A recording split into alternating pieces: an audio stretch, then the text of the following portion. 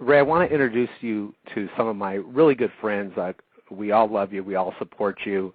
Let me start off with my co-host, Derek. I want to do a sound check also with him. Derek, are you there? Yes, I am. Okay, and I'm just going down the list in order. Then John Moyna, are you there? Yes, I am. All right, and then Pastor George, are you there? Yes, I am, sir. All right, great. And then Gear Up, are you there? Yes, I am, and it's an honor. Awesome. And then Evan, are you there? I'm here. Thanks for having me. Wow, look at all the fans you have, Ray. And then we have a lot more in the chat room. Welcome to Shock Radio, ladies and gentlemen. For those of you that have never listened to the show, let me just do a little quick intro. I'm the ex-atheist that really was a free thinker, and I took the time to read the Bible. I am the ex-atheist that truly researched the historic person of Jesus Christ. I'm the ex-atheist that studied evolution and creation side by side, unbiasedly and honestly, and with an open mind. And this is why, ladies and gentlemen, you now know me as the Christian that proclaims Jesus Christ as the Son of God. You there? I'm still here. Sorry, I had to mute someone. We were getting feedback. Ray, we're so excited to have you here. Your book, You Can Lead an Atheist to Evidence, but You Cannot Make Him Think, is getting rave reviews. I want to read something to our audience here. Just going through the reviews here, Kathleen Nielsen said, once I began to read this book, I could hardly put it down. Well thought out book with great tips for witnessing to atheists. The information in this book should make, and she put should in all caps, should make an atheist backslide. If not, I would have to assume they just love to wallow in their sin. Michael McLeod also gave it 5 stars, saying, Ray's writings are among the very best in the world today. He disproves every dumb atheistic assertion very simply with both scientific fact and common sense.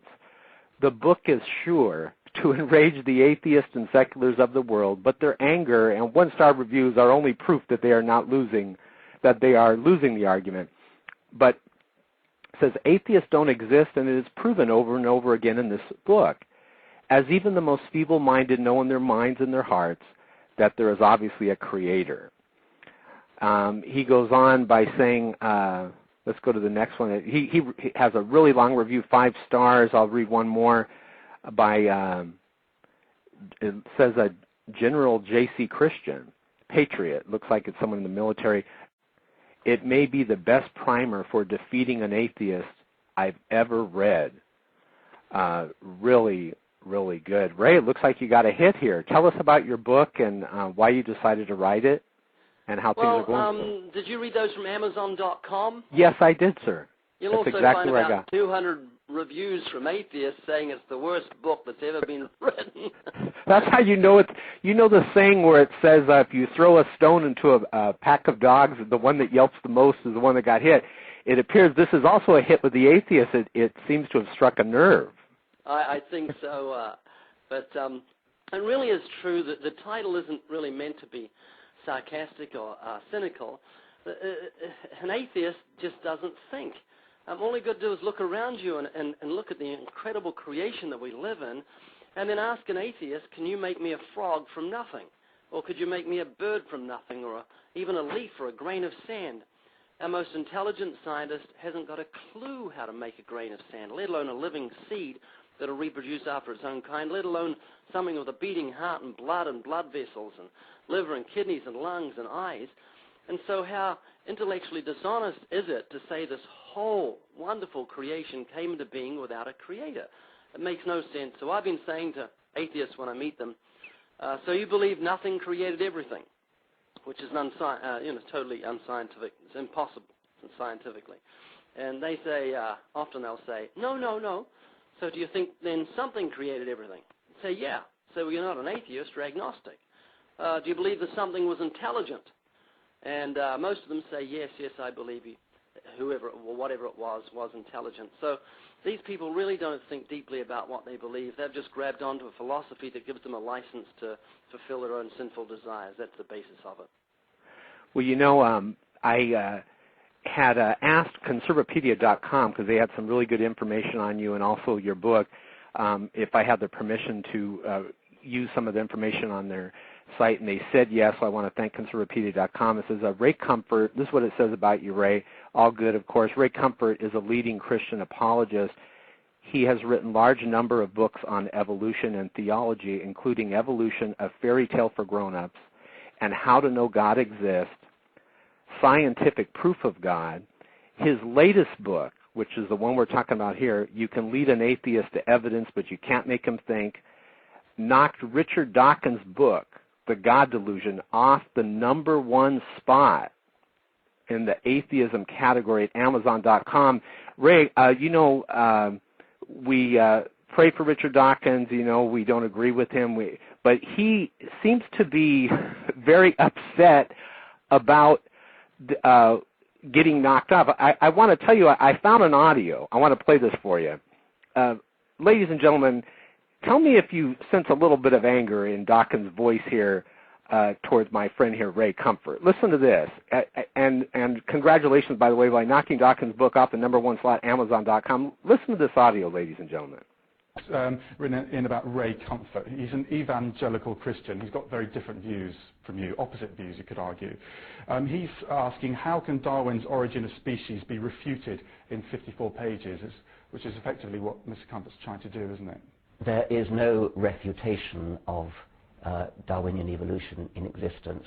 If a refutation ever were to come about, it would come from a serious scientist, not an idiot. Well, if he says a flower is based on God's creation, and you say it's through evolution, then he's got a right to that opinion as you much as You asked me a moment ago for my hunch, and I said hunches aren't interesting, hunches aren't valuable. What's important is scientific evidence.